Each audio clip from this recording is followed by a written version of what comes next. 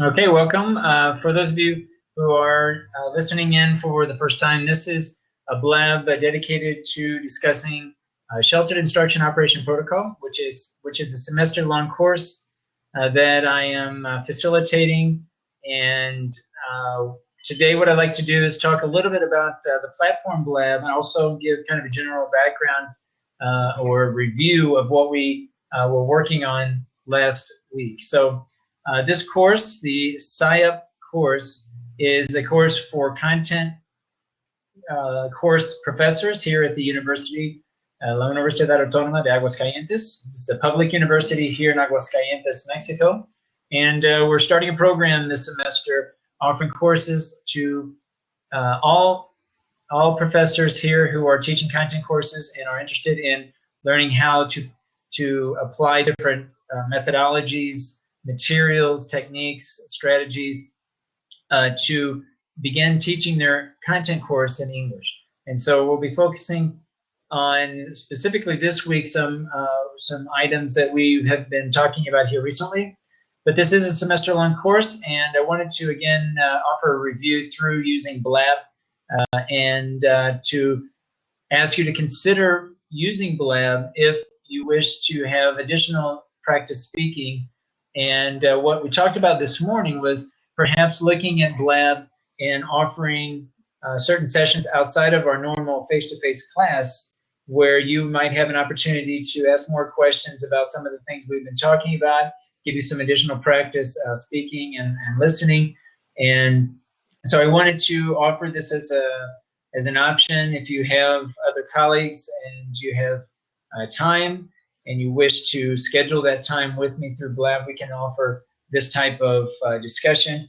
This particular Blab, if you're looking at it and are new to it, I would suggest that you go in and just simply observe different Blabs that are currently going on so you can kind of get a feel for the layout. But very simply, you're able to add up to 4 different speakers. So you would facilitate or create a Blab as I have done here, and I can invite or accept up to 3 other individuals into the discussion. If you look on the right-hand side of your screen, you also see a live chat so that you see different options for others who wish to join the Blab but not necessarily speak, so you can carry on a live chat in real time as the discussion is unfolding. So you can also take advantage of that. So if you're interested in joining but maybe not necessarily speaking, you also have that option. Now, because this Blab is open, anyone can add and or join the Blab and participate in the chat discussion, and others can tweet and promote this as well through their network. And to my knowledge, I think the only way to join a Blab is to have first a Twitter account. So you'll need to make sure that you set up an account first in Twitter, and then with using that same username and password, join the Blab and the Blab discussion. So if you do have specific questions about joining Twitter or I want to discuss that as far as how you can use that tool for your own professional development, we can also have that discussion in our courses. And of course, you can email me specific questions that you have or issues if you're trying to get set up and are having some issues. Again, feel free to let me know, and I can try to help you with that. So what I'd like to do at this time is now share my screen. So I'm using an app to do this. It's called Minicam, and I'm going to now share my screen with you so that you can see a little bit some of the main pages here that we're using. Now, I don't know if this is, I'm curious to see how this appears in the recording, but when I am recording this now, not actually conducting this Blab, the image that appears in my Blab is mirrored. So I'm hoping that this gets straightened out in the recording, but I am also new to Blab, so if it is mirrored, and I apologize for that. I have to figure out how to clear that up for the next recording. But this course we're using, as you know, we're using the Moodle platform to upload most of the content, and much of what we discuss can be found in our weekly modules. So if you scroll down here, if we go down to our last week's module, which is what I'd like to discuss today, let me go to that main page here.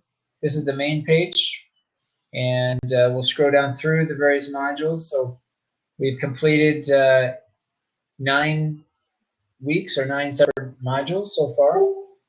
And last week we were focused on interaction. So we're focusing on the SIOP model, the Sheltered Instruction Operation Protocol, and we're looking really at these different aspects. And last week we specifically looked at interaction and what that meant. And I shared with you a sway that had some content related to interaction. But we looked at basically 4 different elements of the of interaction, and we started looking specifically at different opportunities for interaction. So we looked at taking into consideration the teacher talk time and student talk time that was going on in our course, and you were asked to kind of reflect on your own teaching practice in your content courses teaching your Spanish-speaking students. How much time typically is spent through your speech and your talk and the time that you spend addressing your students versus how much time do your students spend talking? And when you look at teaching that same content course in English, we really want to look at specifically this difference between teacher talk time and student talk time, because as you know, we're not only interested in addressing the content objectives, but also the language objectives. So we want to be able to give plenty of opportunities for your students to speak and write, communicate in general in the target language, in this case, English.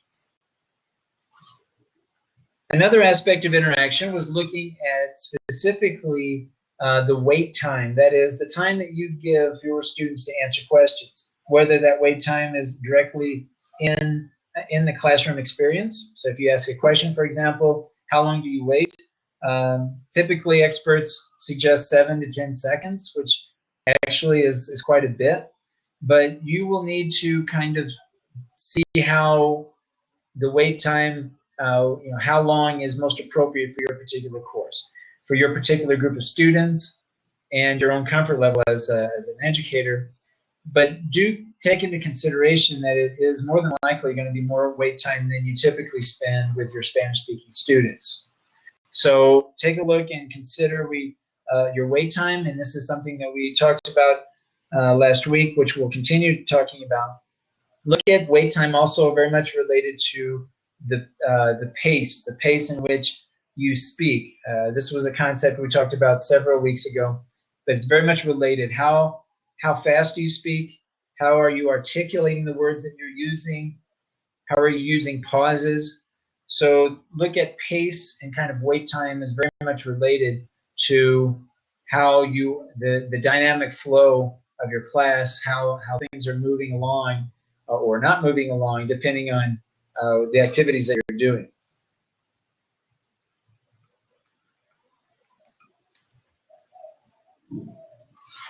Okay, and so when we're looking at interaction, we're also looking for clarification, and we specifically talked about first looking at clarification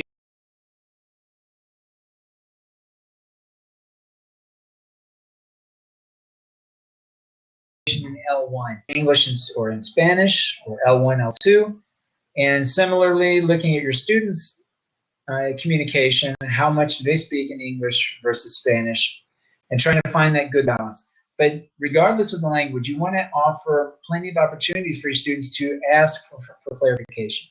That might be within the classroom itself, whether they know that they can ask for clarification throughout the course, or if you dedicate certain times during the lesson. For example, at the end of the class, you designate maybe 5 to 10 minutes for them to ask questions or clarify doubts. It very much is going to depend on the course, your experience with this course, with the group of students, the time that you have, basically looking at how things are going throughout the semester, making a decision about how you can give them opportunities to clarify information. Look at clarifying also, or clarification, or how they ask for clarification not just in the classroom, but also outside the classroom. So also consider looking at opportunities through using online technologies and how you would use those to offer them and give them opportunities to clarify their doubts. Okay, and we'll go back here to the sway.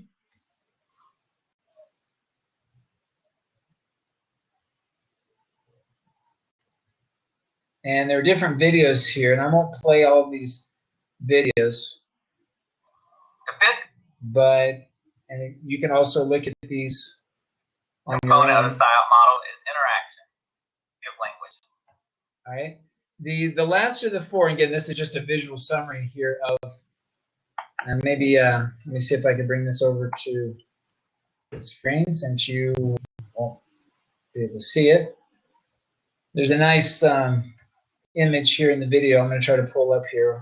The fifth component of the SIOP model is interaction. And so hopefully you can Some see benefits this. of interaction are listed. Clarify key.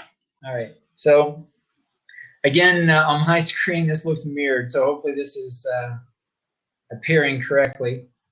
But grouping configurations is the last of the four components for interaction.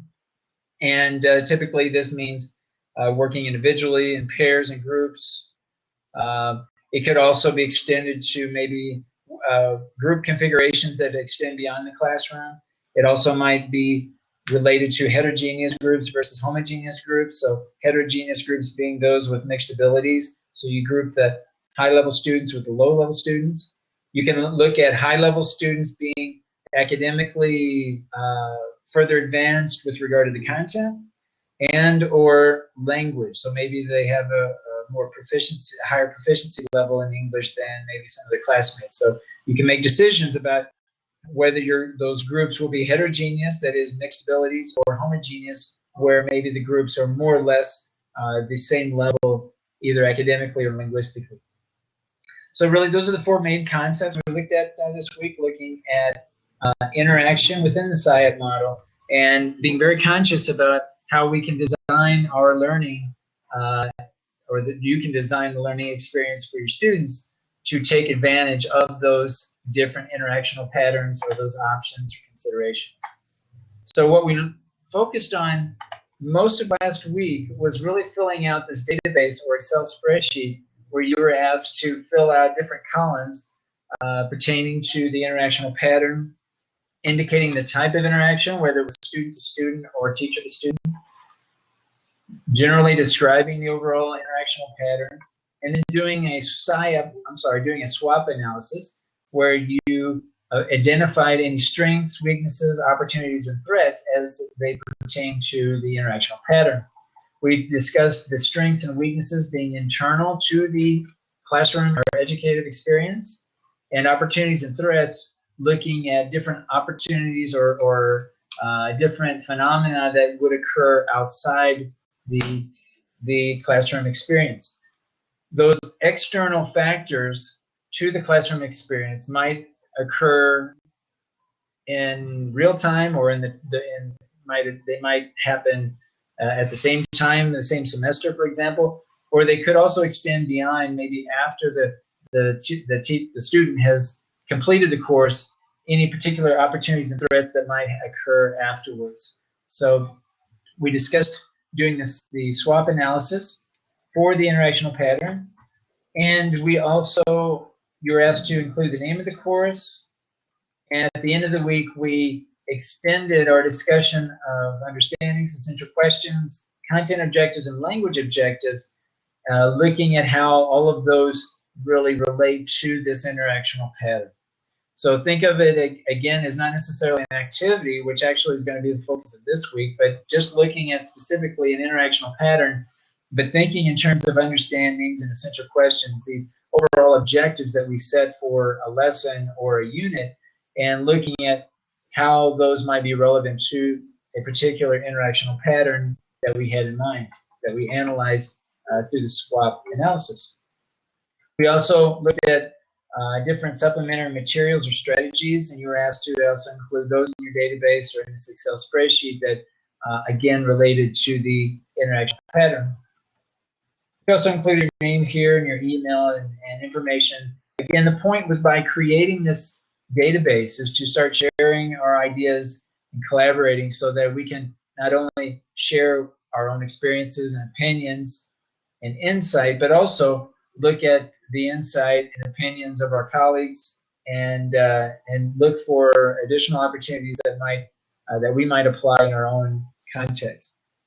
So really, this was the focus for last week, looking at interactional patterns and looking at the different aspects of interaction, thinking very specifically about how these goals that we set for our students really relate to what they're doing. One of the things I want you to kind of consider, and one of the things we really talked about at the very beginning of last week, before we even began talking about interactional patterns, was looking at really the importance of what our students are doing, not so much what we're doing. So we have, as instructional designers, a lot of control as to what can go on in our classroom, but we need to not lose sight of the fact that it's really about what our students are doing. And what are they doing to leave evidence for us so that we can infer whether or not they are learning, whether they are improving or changing, whether they are learning the knowledge, the understandings, the skills, and the dispositions really that set out that are required for a particular course based on the syllabus. So this is basically what we talked about. And next week, or this week that we're in now, which is, today is April 4th, so we're beginning a new week, and we'll begin talking about specifically looking at different types of activities, looking at how we can, again, mix content objectives and language objectives through dynamic activities, and looking at ways specifically that we can integrate the 4 skills. Remembering that we're not only focusing on content objectives, but also as English language learners, we want our students to use the content, interact with the content, and at the same time increase their English proficiency. So I'll leave it at that, and I'll remind everyone that we will be using Blab. I will make myself available if you wish to get together and talk more deeply about anything we're talking about in the course. This might be an opportunity for you to practice your English and specifically your speaking and listening skills. And this week in particular, I'm asking for feedback to some of the grammar tutorials that you were provided a couple of weeks ago. So let me know what you would like, what type of videos you think would best serve you, both as a learner and as a teacher of English. And you may send me via email, if you wish, this information, this feedback. Ideally, if you would like to set up this week a Blab, we can discuss this also. Again, all of these Blabs that we conduct together will be recorded so that you can view those later at as you wish. And also, these will be made available to all the participants, regardless if they participate or not. So I think I'll stop there for today. Let me know how things are going. Let me know if you wish to schedule time. Maybe talk with some of your colleagues. If you get a small group together, we can certainly have that conversation. Even if you just want a one-on-one conversation, we can certainly do that as our schedules permit.